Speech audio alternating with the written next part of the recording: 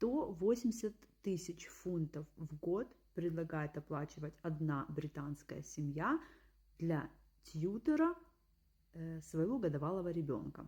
Это то, о чем я говорила.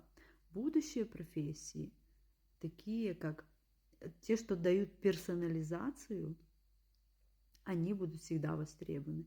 Тьюторы, личный психолог, личный, там, не знаю, нутрициолог, личный пошив, персональный пошив. Это все очень сильно поднимает цену специалистов. Поэтому первое, становимся специалистом в своей сфере.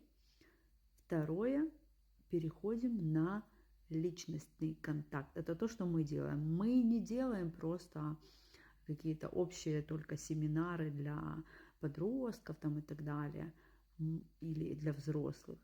Мы делаем личную консультацию. Поэтому just think about it.